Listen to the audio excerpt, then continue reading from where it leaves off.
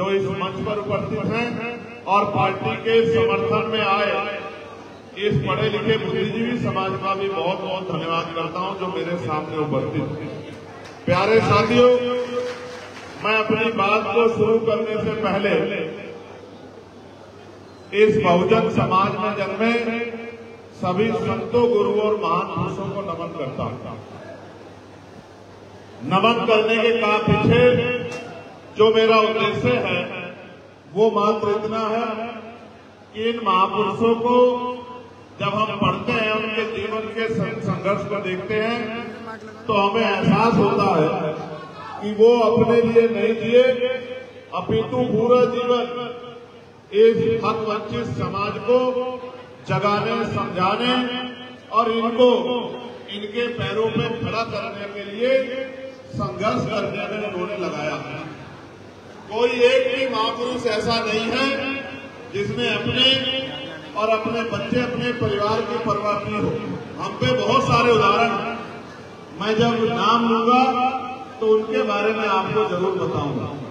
सम्मानित साथियों, मैं भगवान बुद्ध से अगर शुरू करूंगा या फिर जगत गुरु सतगुरु रैदास जी से या गुरु कबीर जी से या गुरु नानक जी से या गुरु वाल्मीकि जी से या संत गाडगे जी महाराज से या नारायण गुरु से, इन सबके जीवन को आप पढ़ोगे तो आपको एहसास होगा कि समाज में जो भ्रांतियां हैं, समाज में जो अंधविश्वास, पाखंडवाद है, समाज में जो ऊंच नीच की भावना है, समाज में जो अधिकारों पर डाका डला है, इन्होंने विचारों के जरिए ही समाज को तैयार करने का काम किया और एक वैचारिक क्रांति जो है पिछले हजारों साल से इस देश में चल रही है, उसी क्रांति का परिणाम है कि आज भारत में संविधान को लागू कराकर बहुत सारे लोगों के जीवन में बहुत बड़ा बदलाव लाने का काम महापुरुषों के संघर्ष से हुआ है। इसी की वजह से मैं हूँ, इसी की वजह से आप हैं और इसी की वजह से मंच पर बैठ के हमें स्वाभिमान सम्मान से अपनी बात को रखने का मौका मिल रहा है। इसलिए इन महापुरुषों को नमन करना जरूरी है। मैं राष्ट्रपिता ज्योतिबा फूले को, माँ सावित्रीबाई फूले को, माँ फातिमा शेख को, माँ अवंतिका बाई लोधी को, माँ झलकारी बाई गौरी को, मैं माँ वीरांगना फूलन देवी जी को नमन करता हूँ। हमारे बीच में बहन कमलेश यादव जी भी हैं जो मूल निवासी संगठन को चलाती हैं। मैं उनका यहाँ पहुँचने पर बहुत बहुत धन्यवाद करता हूँ कि मातृशक्ति भी अपने काम में डटी हुई है। साथ साथ उन्होंने आर्थिक मदद भी की है अपनी मेहनत की कमाई से। इसके लिए मैं उनका विशेष धन्यवाद करता हूँ कि ऐसी दिल्ली होती है बहनें जो अपनी मेहनत की कमाई को समाज के लिए योगदान देती है, मूवमेंट के लिए योगदान देती है। प्यारे साथियों, मैं छत्रपति साहू जी महाराज को, जिन्होंने आरक्षण का फॉर्मूला 1902 में इस देश को देने का काम किया, 50% आरक्षण पिछड़े वर्ग के लोगों को देने का काम किया। मैं याद कर रहा हूँ महिलाओं के मुक्तिदाता विश्व डॉक्टर बाबा साहब अम्बेडकर को, जिन्होंने भारत को दुनिया का सबसे सुंदर संविधान देके जो जानवरों के जीवन जीने के लिए मजबूर किया था, उस जानवरों के जीवन यानी कि हजारों साल की गुलामी की बेड़ियों को काटकर इंसानों जैसा जीवन दिलाने का काम किया, हमारी लाचारी को खत्म करने का काम किया। ऐसे बाबा साहब अम्बेडकर को याद करता हूँ। मैं याद करता हूँ महामना रामसु वर्मा जी को, ईवी पेरियार रामानायकन स्वामी को, पेरियार मलई यादव को, बाबू जगदेव प्रसाद कुशवाहा को, जननायक कपूरी ठाकुर को। मैं याद करता हूँ चौधरी महाराज सिंह भारती को। मैं याद करता हूँ संत रामप्रिय प्रजापति जी को, परमानंद लोधी जी को। मैं याद करता हूँ उदादेव पासी जी को। मैं याद करता हूँ लाखन पासी जी को। मैं याद करता हूँ मान्यवर दीना भाना वाल्मीकि जी को। मैं याद करता हूँ बाबू शिवदयाल चौरसिया जी को। और मैं याद करता हूँ मेरे राजनीतिक गुरु मान्यवर साहब श्री काशीराम जी को, जिन्होंने इस सोए हुए समाज को जगाने के लिए अपना पूरा जीवन जो है समर्पित कर दिया। प्यारे साथियों, बाबा साहब अम्बेडकर ने अपने 4-4 बच्चे कुर्बान किए किसके लिए? राजकाज और सुख सुविधा को त्यागा किसके लिए? मैं आज याद करूंगा जिनकी पुण्यतिथि है बाबू जगजीवन राम जी को, उनका भी समाज में एक बहुत बड़ा योगदान है। उन्होंने भी जो है जब वो सत्ता में थे तो सरकारी नौकरियों में एससी बीसी के लोगों को बहुत बड़े पैमाने पे ले जाकर और इनको मुख्य धारा से जोड़ने का काम किया। जिनकी पुण्यतिथि है मैं उनको भी याद करता हूँ। और आज क्योंकि मुहर्रम का 10वां दिन है, आज हजरत इमाम हुसैन की शहादत का दिन भी है, आज के दिन में उनको भी याद करता हूँ। क्योंकि आप याद कीजिए कि हजरत इमाम हुसैन से हमें सीखना चाहिए। जैसे बाबा साहब अम्बेडकर के बारे में मैंने आपको बताया कि अपने 4-4 बच्चे कुर्बान किए, वैसे हजरत इमाम हुसैन साहब ने जंग के मैदान में करबला में उनके बच्चे जो हैं भूखे प्यासे मौत की तरफ आगे बढ़ रहे थे, उन्होंने तानाशाही के आगे झुकना स्वीकार नहीं किया, तानाशाही के खिलाफ लड़ना स्वीकार किया, तानाशाही के जालिम के आगे झुकने नहीं देते, इनके जालिम का मुकाबला करने का काम किया। इस अलीगढ़ की धरती में खड़े होकर हजरत इमाम हुसैन साहब को याद करता हूँ कि किस तरह हक की लड़ाई लड़ी जाती है और घुटने नहीं देके शहादत दी जाती है। बलिदान हो जाए, गर्दन कट जाए, लेकिन दुश्मन के आगे गर्दन झुकनी नहीं चाहिए। ये बहुत बड़ा पैमाना, ये बहुत बड़ा उदाहरण हमारे सामने है। प्यारे साथियों, आज यहाँ जिन साथियों की वजह से उत्तर प्रदेश में आज 9वां सम्मेलन, निमेश साहब 10वां कह रहे थे, हाँ 10वां ही बैठ था, लेकिन 9वें सम्मेलन की जो गोरखपुर में था परमिशन कैंसिल कर दी गई थी, इस वजह से 9वां नहीं हो पाया। इसलिए आज 9वां सम्मेलन हम लोग कर रहे हैं। वो 9वां सम्मेलन आने वाले समय में हम लोग करेंगे। प्यारे साथियों, आज ये जो प्रबुद्धन सम्मेलन हम लोग कर रहे हैं, इसका उद्देश्य क्या है ये बात मैं आपको समझाना चाहता हूँ। ये प्रबुद्धन सम्मेलन इसलिए किया जा रहा है कि बहुत सारी पार्टियां ये कहती हैं कि एक ही जात के लोग प्रबुद्ध होते हैं। वो पुराने समय से एक ही जाति के लोगों का प्रबुद्धन सम्मेलन कराते हैं और ये कहते हैं कि यही प्रबुद्ध है, यही रास्ता दिखाएंगे, इनके पीछे हमें चलना है। और मैं भगवान बुद्ध को मानने वाला चंद्रशेखर आजाद और आजाद गुलामी की बेड़ियों को काट के अपनी मानसिक गुलामी को छोड़ के आजाद हुए समाज से ये आज प्रबुद्धन सम्मेलन के माध्यम से ये बात रखना चाहता हूँ कि मनुवादी व्यवस्था में तो ये बात मानी जाती थी कि जाति के आधार पर कोई प्रबुद्ध हो सकता है, लेकिन बाबा साहब अम्बेडकर के संविधान ने तो ऐसी व्यवस्था की है। प्रबुद्ध का मतलब है जो समाज का नेतृत्व करता है, समाज को राह दिखाता है, जो डॉक्टर है, जो इंजीनियर है, जो वकील है, जो जज है, जो पटवारी है, जो सेक्रेटरी है, जो आईएएस है, जो आईपीएस है, जो समाज में लेखक है, जो पत्रकार है। मैं बड़ी जिम्मेदारी से कह रहा हूँ कि भारतीय संविधान के कारण आज हक वंचित समाज में भी प्रबुद्धन समाज पैदा हो गया है, प्रबुद्धन लोग पैदा हो गए हैं। आज हमें वकील भी है, आज हमें डॉक्टर भी है, आज हमें इंजीनियर भी है, आज हमारे पास जज भी है, आज सीओ भी हमारे पास है, एसएचओ भी हमारे पास है, इंस्पेक्टर भी हमारे पास है, आईएएस आईपीएस भी हमारे पास है, एडीएम एडीएम भी हमारे पास है, प्रमुख सचिव भी हमारे पास है। आज इस संविधान की वजह से हक वंचित समाज की महिलाएं राष्ट्रपति बनने लगी हैं। आज इस संविधान की वजह से महिलाएं प्रधानमंत्री बनने लगी हैं। आज इस संविधान की वजह से महिलाएं मुख्यमंत्री बनने लगी हैं। राज्यपाल उत्तर प्रदेश में महिला है। अगर इसका श्रेय किसी को जाता है तो वो डॉक्टर बाबा साहब अम्बेडकर को जाता है। हमें दोनों हाथ उठा के बाबा साहब अम्बेडकर का धन्यवाद देना है। प्यारे साथियों, ये जो प्रबुद्धन सम्मेलन है ये एक आईना है अपने समाज को, जो हक वंचित बहुजन समाज है उनको बताने के लिए कि लोकतंत्र में तो जिनका वोट होता है वही सबल होते हैं, वही ताकतवर होते हैं, वही पॉलिसी बनाते हैं, वही लोगों के लिए पॉलिसी बना के लोगों के जीवन को सुगम बनाते हैं। राजतंत्र में तो ये अधिकार राज परिवारों के पास सुरक्षित था, लेकिन बाबा साहब अम्बेडकर ने जब वोट का अधिकार दिलाया तो ये बात सुनिश्चित कर दी कि आज मैंने रानी का पेट छीट दिया है, आज के बाद राजा आपकी वोट से तैयार होगा, बैलेट बॉक्स से तैयार होगा, आपकी उंगली में इतनी ताकत दे दी है, जिसे चाहे कुर्सी में बिठा दो और जिसे चाहे जमीन पर पटक दो।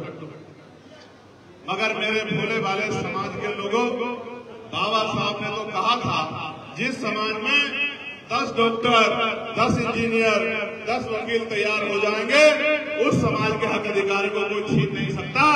आज तो आप पे लाखों डॉक्टर, लाखों इंजीनियर, लाखों जज, लाखों वकील तैयार हो गए हैं, लेकिन देश में आपके हालात क्या है, ये आपको अपने और अपने परिवार के, अपने रिश्तेदारों के बीच में चिंतन करना चाहिए।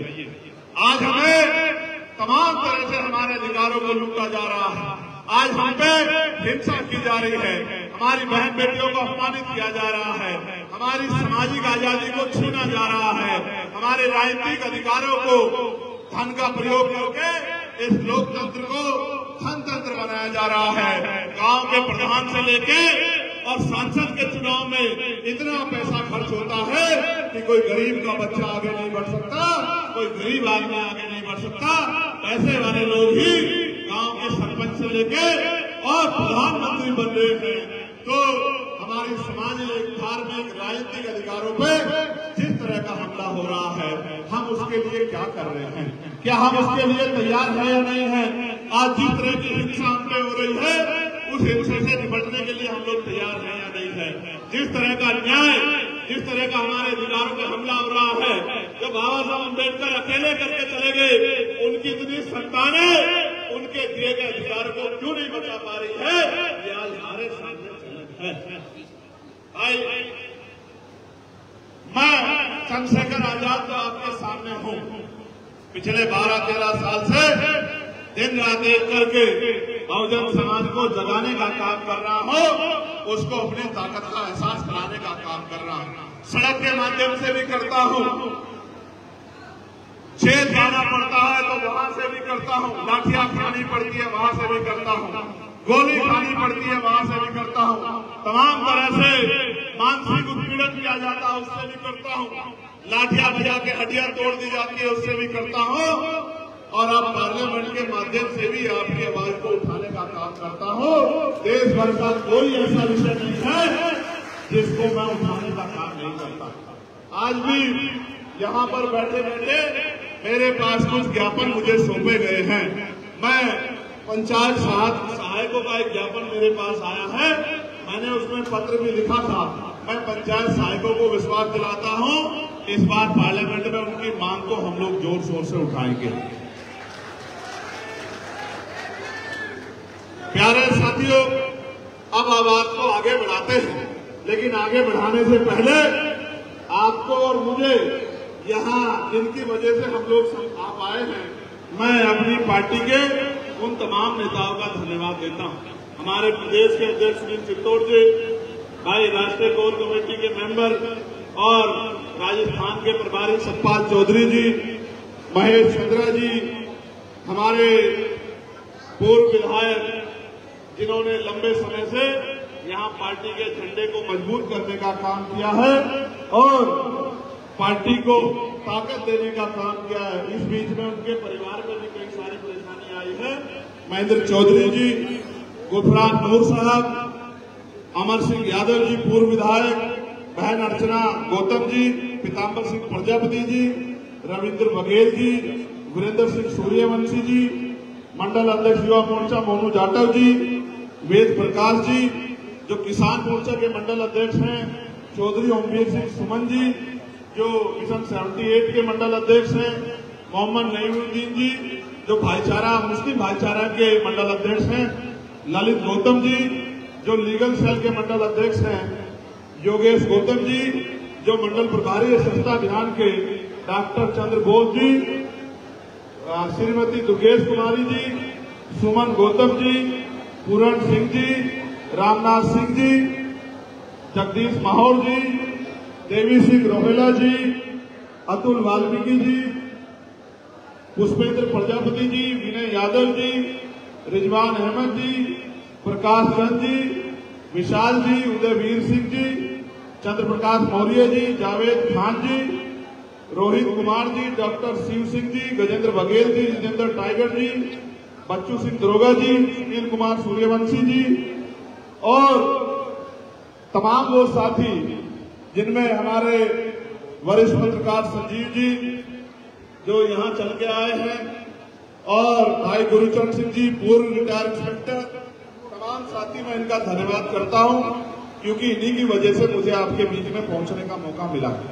प्यारे साथियों, मैं आपका भी धन्यवाद करता हूं कि आपने इस गर्मी में, मैं तो समझ रहा हूं ना, मेरे हाल देखो, पसीना निकल रहा है पूरा और बार बार चीजों को संभालने की कोशिश कर रहा हूं, लेकिन आप देखो, आप पे तो कूलर भी नहीं है, यहाँ तो मेरे पीछे कूलर लगा हुआ है, लेकिन आप तो इतनी गर्मी में बैठे हैं। मैं आपका भी बहुत बहुत धन्यवाद करता हूं। मैं अपनी बहनों का भी बहुत बहुत धन्यवाद करता हूं, जो बहनें हमारी यहाँ बैठी हैं, जो अपना काम छोड़ के आई हैं, अपनी बहनों का बहुत बहुत धन्यवाद करता हूं। प्यारे साथियों, हमने सम्मेलन के जरिए कुछ विषय, हेलो भाई ऐसा मत करो, प्रबुद्धजन सम्मेलन के जरिए कुछ विषय हमने, जो बहुत महत्वपूर्ण विषय है, उन पर चर्चा कराने का एक जिम्मेदारी उठाई है। आप समाज का पढ़ा लिखा तबका है, आज आप यहाँ आए हैं, यहाँ से खाली हाथ लौट जाओगे तो इससे समाज का कोई भला नहीं होगा। आप जब यहाँ आए हैं तो मेरे द्वारा जो बातें आपको बताई जा रही हैं, मैं आपसे आशा विश्वास करूंगा कि आप उन पे जाके अपने गांव में, बस्तियों में, परिवारों में, रिश्तेदारों में, बच्चों से, बच्चियों से, माओ से, बहनों से चर्चा जरूर करेंगे। करेंगे नहीं करेंगे बताओ? दोनों हाथ उठा के बताओ जो लोग चर्चा करेंगे। उठा के रखो 15 मिनट, तभी मानूंगा मैं इस बात को। दोनों हाथ उठा के रखो 15 मिनट, तभी माना जाएगा कि आप चर्चा कर पाओगे। अच्छा बैठ जाओ, बैठ जाओ, बैठ जाओ, बैठ जाओ, मत नीचे कर लो। धन्यवाद। प्यारे साथियों, एक मांग जो हमने सबसे पहले पार्लियामेंट में उठाई वो थी जातिगत जनगणना की, कि इस देश में 1931 के बाद, 1931 के बाद 2025 आ गया है, अभी तक जातिगत जनगणना नहीं हुई है। इसलिए हमने मांग उठाई थी पार्लियामेंट में भी। काशीराम साहब कहते थे जिसकी इतनी संख्या भारी उसकी उतनी हिस्सेदारी। हमने पहले दिन जब मैं पार्लियामेंट में गया तो सबसे पहले यही मांग उठाई कि बाबू जगदेव प्रसाद कुशवाहा कहते थे कि धन धरती राजपाट बट के रहेगा, शोषितों को उनका हक मिलेगा। मैंने पार्लियामेंट में कहा कि जातिगत जनगणना होनी चाहिए। अभी कुछ दिन पहले सरकार ने कहा जातिगत जनगणना हम लोग कराएंगे, लेकिन बात सिर्फ जातिगत गणना की नहीं है। जातिगत गणना तो एक शुरुआत है।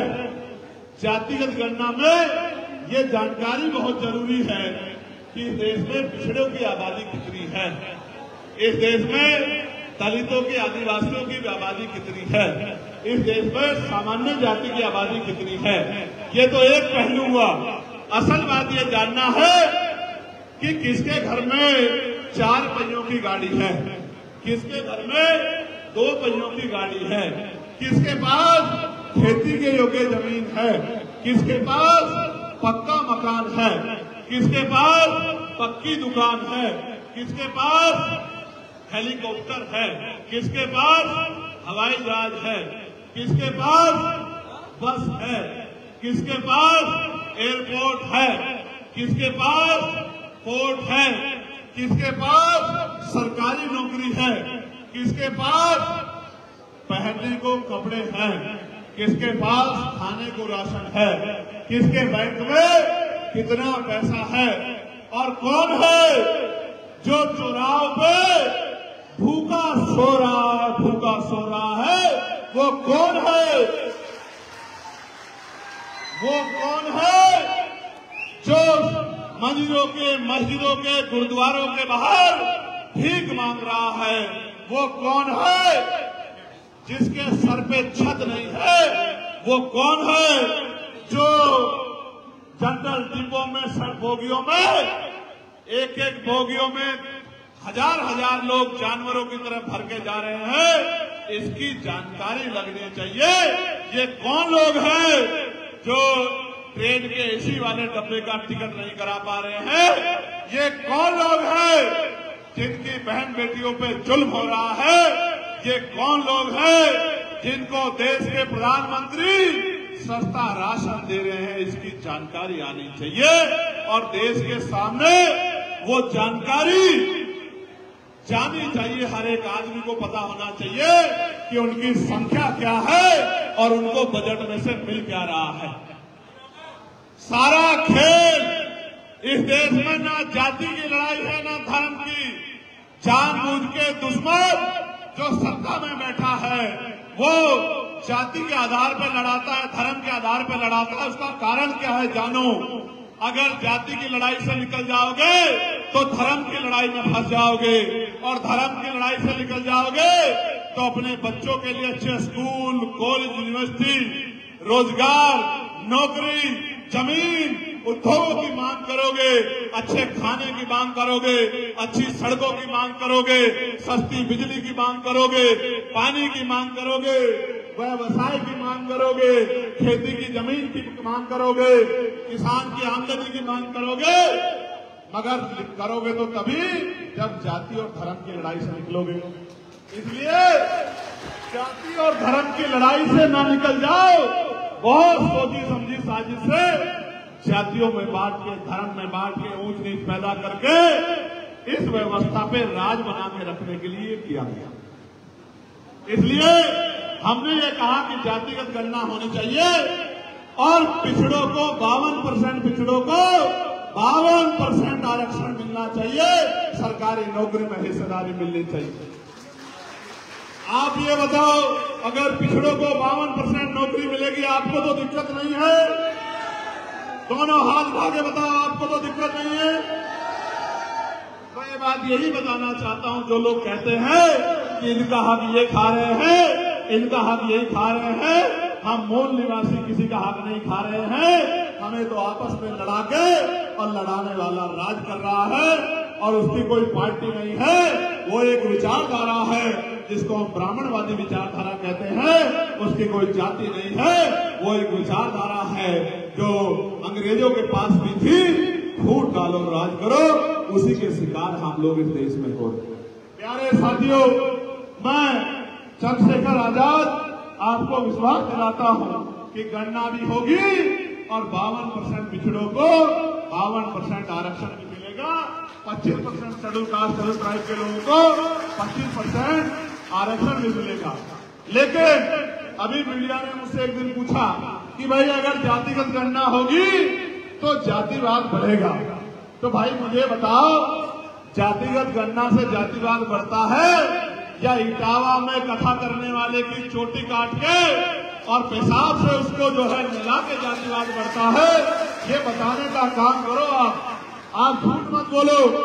आप ये बताओ, आप बताओ, पिछड़े वर्ग का आदमी प्रधानमंत्री तो बन सकता है लेकिन व्यास की गद्दी पे नहीं बैठ सकता। ये बताने का काम करो। आप ये बताने का काम करो कि जिनका राजकाज होता है उन्हीं को सम्मान मिलता है। आप ये बताओ कि पिछड़ों को 27% आरक्षण क्यों दिया और 27 में से भी मध्य प्रदेश हो, अन्य कई स्टेट हो 15% भी नहीं देते। वो मांग ना ले। इसलिए कहते हैं कि हिंदू हिंदू भाई भाई, चुनाव के समय और चुनाव के बाद जब इन दलित पिछड़ों पर जुल्म होता है तो फिर आराम से चैन से पढ़ के सोते हो और ये कहते हो कि इसलिए तो इनको लड़ा के रखना है कि ये लोग लड़ते रहे और हम लोग राज करते रहे। आप ये बताओ, मैं नहीं बताऊंगा, आप लोग जवाब दो। दलित पिछड़ों के आरक्षण का विरोध मुसलमान करता है क्या? जोर से बताओ, मुसलमान करता है क्या? तो यही तो करते हैं जो हमें चुनाव के समय भाई कहते हैं और चुनाव के बाद हमारे संवैधानिक अधिकारों के खिलाफ मोर्चा निकालते हैं, धार्मिक सभाएं करते हैं, प्रेस मीडिया में बैठ के कहते हैं कि आरक्षण आर्थिक आधार पर होना चाहिए। 10% हो तो गया आर्थिक आधार पर, हुआ ही नहीं हुआ, हुआ ही नहीं हुआ। मेरी तो नाराजगी उन नेताओं से है, वो किसी पार्टी के हों, संविधान पे सबसे बड़ा हमला था आर्थिक आधार पे आरक्षण, क्योंकि बाबा साहब अम्बेडकर के संविधान में आर्थिक आधार पे आरक्षण का कोई प्रावधान नहीं था। हमारे निकट में नेताओं ने अपने वोट के फायदे के लिए बाबा साहब अम्बेडकर के संविधान पे इतना बड़ा हमला अपनी आंखों के सामने सहा। अगर चंद्रशेखर आजाद पार्लियामेंट में होता, उसी दिन क्या तो पार्लियामेंट के पद से, उस सांसद के पद से इस्तीफा दे देता, या फिर अपने आप को इतना मजबूत जो है उस आंदोलन के जरिए करता कि सरकार को इस बिल से पीछे हटना पड़ता और इस बिल को वापस लेना। आपने कभी सुना नहीं होगा, 3 दिन के अंदर आर्थिक आधार पर आरक्षण कानून बन गया और सब लोगों ने दोनों हाथ उठा के विरोध किया। चंद वोटों के लिए अपने बेस वोट को, अपने लोगों को, उनके अधिकारों को, उनके बच्चों के अधिकारों को कुचलने का काम किया। ये हम सबके सामने हुआ, ये किससे छिपा हुआ नहीं है, ये ऐसा नहीं कि बंद कमरे में हुआ हो। आपको पता भी है कि वो पार्टियां कौन सी हैं और वो नेता कौन से हैं जिन्होंने इस संविधान पे हमले का दोनों हाथ उठा के समर्थन किया और स्वागत किया। प्यारे साथियों, बाबा साहब पे हमला ये नहीं है कि बाबा साहब की स्टैच्यू तोड़ दी है। बाबा साहब पे हमला ये नहीं है कि जय भीम ने कहा है। बाबा साहब पे के संविधान पे हमला ये नहीं है कि आपके साथ बैठ के खाना नहीं खाया है। बाबा साहब के संविधान पे हमला ये भी है कि बाबा साहब ने जो अधिकार आपको दिए हैं, उन अधिकारों को निजीकरण करके पूरी सरकारी नौकरियों को समाप्त किया जा रहा है। और आप सरकारी नौकरियों की ताकत समझते हैं। अगर मेरे पिताजी प्राइमरी स्कूल के हेडमास्टर नहीं होते, प्राइमरी स्कूल में टीचर नहीं होते, तो वो अपने बेटे को अच्छी शिक्षा नहीं दिला पाते। और अगर वो शिक्षा नहीं दिला पाते तो आज चंद्रशेखर आपके सामने खड़े होकर यूं दहाड़ नहीं रहा होता, जो अपनी बात को रख नहीं रहा। और सिर्फ यहाँ नहीं, आपको याद होगा, बहुत सारी पार्टियां कहती थी कि अकेले चंद्रशेखर क्या करेंगे, ये तो भीड़ में दिखाई भी नहीं देंगे, इनको तो पता भी नहीं चलेगा। आप बताओ, पार्लियामेंट में चंद्रशेखर अकेला दिखाई देता है नहीं देता है? बताओ, देता है नहीं देता है? आपके मुद्दों को उठाता नहीं उठाता है? अकेला सब पे भारी पड़ता है नहीं पड़ता है? क्योंकि अकेला नहीं है ना, आप सब लोग उसके साथ खड़े हो, इस बात को सरकार जानती है। प्यारे साथियों, आप मेरे विरोधियों के भाषण सुनो। कोई पीसी करके कहता है कि लड़ाई तब तक जारी रहेगी जब तक इसकी सदस्यता नहीं चली जाती है। कोई ट्वीट करके कहता है कि लड़ाई जब तक जारी रहेगी जब तक इसकी सदस्यता नहीं चली जाती। कोई महिला आयोग की नेता कहती है कि जब तक इसकी सदस्यता नहीं जाती हम लोग चैन से नहीं बैठेंगे। एक अकेला चंद्रशेखर आजाद और उसकी पार्लियामेंट की आवाज इतनी भारी हो गई है सब लोगों पे, इन तमाम दलों पे, कि ये कहते हैं उसकी सदस्यता ले जा हमें छीननी है। अबे भैया, मैं तो उस मिट्टी का बना हूं, मुझे तो हमारी पार्टी के लोगों ने जबरदस्ती कहा कि आप चुनाव लड़ो, आपको भेजेंगे। मैंने तो पार्टी के लोग यहाँ बैठे हैं, ये कहा था किसी को लड़ा के भेज दो, मैं तो जमीन पे काम करने वाला आदमी हूँ। इन्होंने मुझसे कहा कि आप भाई, आप ही को जाना है, आप बोलोगे तभी बात मजबूत होगी, तभी सरकारों में असर पड़ेगा। मैं सस्ता की परवाह नहीं कहता, ना आज करता ना कभी करता, कल की जाति आज चली जाए। आपने वोट से दी थी, आपकी दी हुई ताकत है, जिस दिन चाहे चली जाए, लेकिन स्वाभिमान के साथ समझौता नहीं होगा।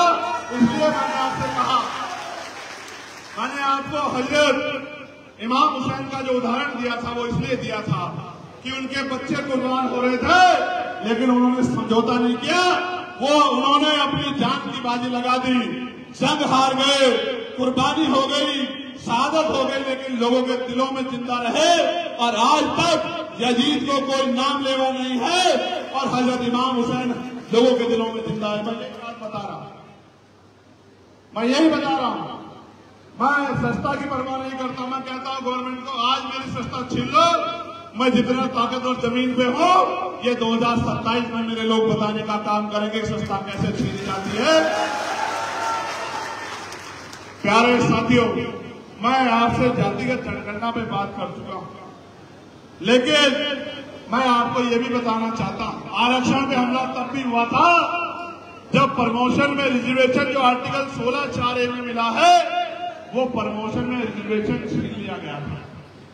और बुरी बात यह है कि उसको छीनने में, उसका बिल फाड़ने में दुश्मन से ज्यादा योगदान अगर किसी का था तो वो हमारे बहुजन समाज के गुमराह नेताओं का था, जिन्होंने अपनी पार्टी के चंद लोगों को खुश करने के लिए और दलित आदिवासी कर्मचारियों को जमी दर्ज करने का काम किया और पार्लियामेंट में उस बिल को भरवाने का काम किया, जिस बिल से प्रमोशन में रिजर्वेशन लागू होकर SC/ST के कर्मचारी मुख्य धारा में जाते हैं। ये उनका और हमारी सोच का फर्क है। मैं आपको विश्वास दिलाता हूं, प्रमोशन में रिजर्वेशन लागू होकर रहेगा और ये SC/ST OBC सब लोगों को मिलेगा। मेरा आप लोगों को वादा, मेरी बात को आप याद रखें। प्यारे साथियों, पुरानी पेंशन की समस्या से कर्मचारी बड़े परेशान हैं। मैं आपको विश्वास दिलाता हूं, पुरानी पेंशन लागू करा के हम लोग रहेंगे। ये भी हमारे एजेंडे में, इस बात को भी आप नोट कर लो, पुरानी पेंशन लागू होकर रहेगी। प्यारे साथियों, पार्टी ने ये तय किया है कि निजी क्षेत्रों को तो खत्म, सरकारी क्षेत्रों को तो खत्म किया जा रहा है। मैं पार्लियामेंट में बिल लेके आया था कि निजी क्षेत्रों में, प्राइवेट सेक्टर में आरक्षण होना चाहिए। आप दोनों हाथ उठा के बताओ, क्या प्राइवेट सेक्टर में SC/ST OBC को आरक्षण मिलना चाहिए, नहीं मिलना चाहिए? बताओ, जोर से बताओ, मिलना चाहिए, नहीं मिलना चाहिए? अलीगढ़ की आवाज लखनऊ तक जानी चाहिए, मुख्यमंत्री जी के पास तक। बताओ, मिलना चाहिए, नहीं मिलना चाहिए? बताओ, मिलना चाहिए, नहीं मिलना चाहिए? बताओ, मिलना चाहिए, नहीं मिलना चाहिए? जब अगर लेना चाहते हो तो संघर्ष का जज्बा बना लो, ये मिलेगा भी और लागू भी होगा।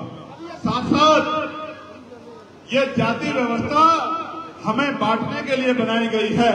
हम मूल निवासी बहुजन समाज के लोग एक ही परिवार के लोग हैं। मैं आपसे आग्रह करता हूं, घर से निकलो और जाति तोड़ो, समाज जोड़ो, भाईचारा बनाओ के आंदोलन को सफल बनाओ, एक दूसरे का हाथ पकड़ो और उसके दुख तकलीफ के साथी बनो। और जब ये जाति पे कोई खतरा नहीं रहेगा, मेरी बात को आप लोग याद रखना, क्योंकि लोकतंत्र में जिनका वोट उनका राज होता है और जिनका राज होता है उन्हीं के लोगों के हाथ भरे होते हैं, और जिनका राज काज होता है उनके हाथ ऐसे मांगने वाले होते हैं। तो हमें मांगने वाले हाथ नहीं बना के रखने, हमें देने वाले हाथ बनाने हैं। हमें इन हाथों को इतना मजबूत बनाना है लोकतांत्रिक व्यवस्था से कि हम देने वाले हाथ बने और गरीबों के आंसू पूछने का काम करें। प्यारे साथियों, एक और बात हमने अपने प्रबुद्ध जन सम्मेलन के जरिए रखी, मैं इसमें आपके विचार भी जानना चाहता हूं। हालांकि मैं तो ईवीएम से जीता हूं, लेकिन फिर भी मैं मानता हूं कि इलेक्ट्रॉनिक वोटिंग मशीन से निष्पक्ष चुनाव नहीं हो रहा है। मैं आपसे पूछना चाहता हूं, क्या चुनाव ईवीएम से होना चाहिए, बैलेट पेपर से होना चाहिए? दोनों हाथ भागे बताओ, किससे होना चाहिए? ईवीएम से कह रहे हो?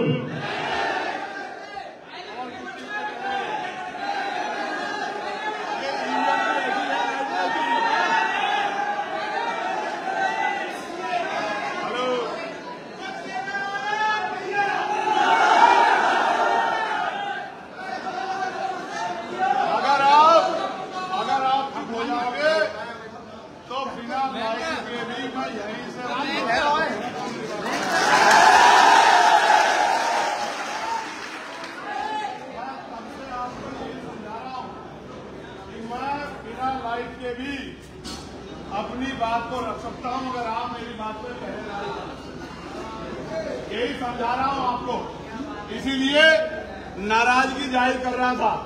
आपसे कह रहा हूं, एक बार मेरी बात पे, महापुरुषों के मिशन पे एक बार पहरा देके देखो, अगर आपकी तरफ किसी गरीब की तरफ कोई आंख उठा दे तो तब मेरा हाथ पकड़ के कहना कि भाई आप झूठ बोल रहे थे।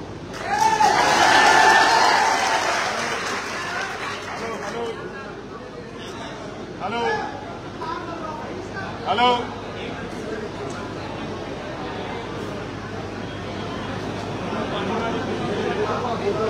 हेलो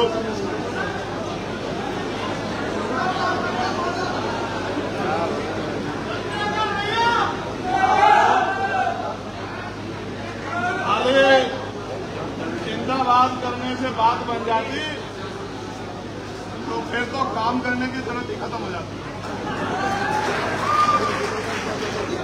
हेलो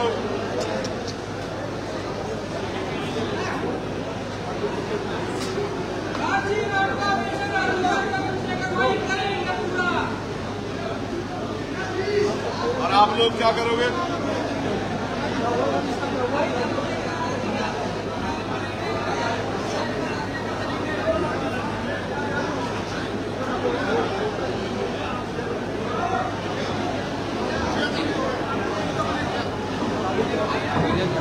हेलो, तो इधर से लाइट की गैर मौजूदगी में देखो, मैं तो मानता हूं जो होता अच्छे के लिए होता है।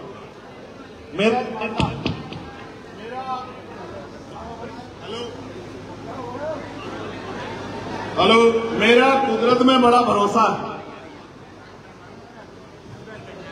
मेरा कुदरत में प्रकृति में बड़ा भरोसा है। इसलिए मैं मानता हूं जो होता है अच्छे के लिए होता है। घबराना नहीं चाहिए, क्योंकि जब आप बड़े लक्ष्य की तरफ निकलते हैं तो कठिनाइयां आपके रास्ते में आती हैं। कुदरत आपकी परीक्षा जरूर लेती है, उस परीक्षा में धैर्य रखना चाहिए। तो मैं आपसे पूछ रहा था, ये भी मशीन है जिस पर मैं बात रख रहा हूं, और वो जो वोट पड़ती है वो भी मशीन है। तो बताओ, चुनाव ईवीएम से होना चाहिए बैलेट पेपर से? ईवीएम कह रहे हो क्या? जब मैं ईवीएम कहूंगा आप हाथ उठाना तो मैं मानूंगा आप ईवीएम का समर्थन कर रहे हैं, और जब मैं बैलेट पेपर कहूंगा आप हाथ उठाओगे तो मैं मानूंगा बैलेट पेपर का समर्थन कर। ठीक है? तो आप चुनाव बैलेट पेपर से चाहते हैं क्या? नीचे करो। तो भाई ईवीएम पे पूछने का तो मतलब ही खत्म हो गया। जब आप बैलेट पेपर से चाहते तो ईवीएम की तो बात ही खत्म होगी ना। तो ठीक है, हम ये चाहते हैं कि बैलेट पेपर से चुनाव होना चाहिए, जिससे चुनाव में जो वोटों की लूट हो रही है वो ना हो। लेकिन एक उधर से नौजवान ने नारा लगाया, चंद्रशेखर भैया जिंदाबाद। तो सिर्फ जिंदाबाद से काम नहीं चलेगा मेरे भाई। अगर जिंदाबाद के नारे से बिना काम किए हमारा जीवन बदल जाता तो बाबा साहब अम्बेडकर को अपने 4-4 बच्चों को कुर्बानी नहीं देनी पड़ती। इधर से नारा आया, काशीराम साहब का मिशन अधूरा और चंद्रशेखर भाई करेंगे पूरा। और मैंने पूछा भाई आप लोग क्या करोगे? तो कह रहे जी, फिर थोड़ी देर रुक के कह रहे कि भाई हम आपका साथ देंगे। तो भाई अगर आप मेरा साथ दे दोगे तो 27 में आपकी कलम को लखनऊ पहुंचा दूंगा, 5 कालिदास मार्ग में। मेरी बात को याद रखना। और जब आपकी कलम 5 कालिदास लखनऊ में होगी तो आप ये देखना कि आपके बच्चे बेरोजगार नहीं घूमेंगे और जाति धर्म के नाम पर आपके साथ गैर बराबरी नहीं होगी, कोई जुल्म जाति नहीं होगी, बल्कि खुशहाली आपके घरों तक पहुंचेगी। आपकी आंख में आंसू नहीं आएंगे, और अगर आएंगे तो वो खुशी के होंगे, गम के नहीं होंगे। मेरा वादा आप लोगों को। प्यारे साथियों, यहां अलीगढ़ में मैं पहले भी आया था। आपको याद होगा अलीगढ़ में जब आया था, जब एक बच्चे को मार दिया गया था, उसका परिवार धरने पे बैठा था, और तब मैं सांसद बना था, बहुत लोग जुटे थे। तब जाके उस परिवार की कुछ मांगों को पुलिस ने मांगा था। फिर मैं उसके बाद भी एक बार आया था, जब यहां मॉब लिंचिंग हुई थी और मॉब लिंचिंग करने वालों पे ही उन मुस्लिम बच्चों पे ही मुकदमा दर्ज कर दिया गया था जिनके परिवार के व्यक्ति को पीट पीट के मार दिया। फिर मैं यहां तिवारा भी आया था जब हमारे पार्टी के नेताओं पे उनके परिवार पे झूठे मुकदमे में लगे और तथाकथित गोरक्षकों ने 4 मुस्लिम नौजवानों को पीट पीट के अधभरा करके और मरावार समझ के जो छोड़कर चले गए थे और अस्पताल में वो जिंदगी मौत के बीच लड़ रहे थे। तब मैं आया था, उनके ऊपर आरोप लगा के मुकदमा भी कर दिया झूठा कि भाई ये तो प्रतिबंधित मांस ले जा रहे थे। बाद में जब रिपोर्ट आई फॉरेंसिक लैब की तो माना गया कि वो प्रतिबंधित मांस नहीं था, वो जो यही लोग फैक्ट्री लगा के सरकार के लोग मांस बिकवा रहे हैं वो वही मांस था, यानी कि वो लीगल काम कर रहे थे। लेकिन फिर भी उनके खिलाफ झूठा मुकदमा यहां के नेताओं के दबाव में कर दिया। प्यारे साथियों, मैं जाने से नहीं डरता, मैं तो अपने जीवन का एक एक सेकंड लगा दूंगा। सड़क में रहूं, पार्लियामेंट में रहूं, घर में रहूं, जेल में रहूं, कहीं चला जाऊं।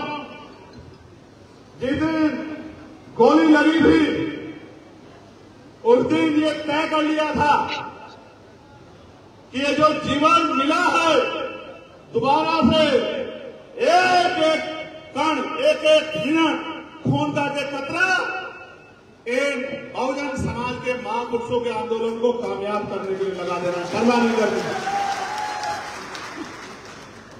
प्यारे साथियों, आज मुहर्रम का त्योहार मन रहा है। अभी कुछ दिनों पहले गुरुद्वारों के बाहर, चाहे पुलिस लाइन हो, बैतूल नगर हो, जमालपुर हो, गौरी नगर हो, कोई गुरुद्वारा पानी ना भरा हो, सड़कें टूटी ना हो। आप देखो, फिर यहां सिख नौजवानों को, पगड़ी पहने हुए नौजवानों को, कड़ा पहने नौजवानों को रोक के उनके चालान काटे जाते हैं, उनकी धार्मिक आस्था का अपमान किया जाता है। अभी कावड़ का त्योहार आ गया है, बहुत सारे लोगों की आस्था कावड़ में है, तो कावड़ के लिए फूल बरसाए जाएंगे, सड़कें ठीक कराई जाएंगी, होनी चाहिए। किसी की भी धार्मिक आस्था का अपमान नहीं होना चाहिए, मैं इस बात से सहमत हूं। लेकिन आज मुहर्रम का जुलूस निकल रहा है, तो आज सड़कें ठीक क्यों नहीं कराई, इस बात का जवाब इस सरकार को देना चाहिए। क्या ये जो पैसा बजट का इकट्ठा होता है, इस पैसे में और किसी का हक है या नहीं है, इस बात का जवाब भी देना चाहिए। सम्मानित साथियों, आपको याद होगा बाबा साहब अम्बेडकर की जयंती में छुट्टी नहीं रखती थी सरकार, पार्लियामेंट में लड़ लड़ के इस बार बाबा साहब अम्बेडकर की जयंती में छुट्टी कराने का काम चंद्रशेखर आजाद ने किया। और मैंने तो कहा कि वो पहले कानून मंत्री, संविधान निर्माता, राष्ट्रीय पर्व बनना चाहिए, जैसे 15 अगस्त 26 जनवरी को मनाया जाता है, राष्ट्रीय पर्व बनना चाहिए। तो उन्होंने सोचा ये राष्ट्रीय पर्व मनवा के रहेगा, इसलिए छुट्टी करके यहीं की बात को टाल दो। लेकिन मैं आपसे कह रहा हूं, छुट्टी नहीं, राष्ट्रीय पर्व भी मनाया जाएगा। बाबा साहब अम्बेडकर के सम्मान से कोई समझौता नहीं होगा। आज जगह जगह पे बाबा साहब की स्टैच्यू तोड़ी जाती है, क्यों? उसका कारण, इसका कारण एकमात्र ये है कि बाबा साहब अम्बेडकर बहुजन समाज से आते थे और उन्होंने बहुजन समाज के अस्तित्व बचाओ, भाईचारा बनाओ, प्रबुद्ध जन सम्मेलन में मुझे आपके बीच आने का मौका मिला। आज एक तरफ मुहर्रम का त्योहार है और दूसरी तरफ इस त्योहार के बीच में भी पार्टी अपने संकल्प पे डटी हुई है। पार्टी के लोगों ने जिस तरह से मेहनत की है, उन्होंने अपने मन में ये संकल्प बनाया है कि हमें त्योहार हो, परेशानियां हो, तमाम तरह की समस्याएं हो या कोई भी स्थिति बन जाए, हमें अपने काम को नहीं छोड़ना है, हमें अपने काम को और तेजी लानी है, क्योंकि समय अब कम रह गया है। मैं इसके लिए पार्टी के तमाम नेताओं का बहुत बहुत धन्यवाद करता हूं जो इस मंच पर उपस्थित हैं, और पार्टी के समर्थन में आए इस पढ़े लिखे बुद्धिजीवी समाज का भी बहुत बहुत धन्यवाद करता हूं जो मेरे सामने उपस्थित हैं। प्यारे साथियों, मैं अपनी बात को शुरू करने से पहले इस बहुजन समाज में जन्मे सभी संतों, गुरुओं और महान पुरुषों को नमन करता हूं। नमन करने के काम पीछे जो मेरा उद्देश्य है वो मात्र इतना है कि इन महापुरुषों को जब हम पढ़ते हैं, उनके जीवन के संघर्ष को देखते हैं, तो हमें एहसास होता है कि वो अपने लिए नहीं जिए, अपितु पूरा जीवन इस हक वंचित समाज को जगाने, समझाने और इनको इनके पैरों पे खड़ा करने के लिए संघर्ष करने में उन्होंने लगाया है। कोई एक भी महापुरुष ऐसा नहीं है जिसने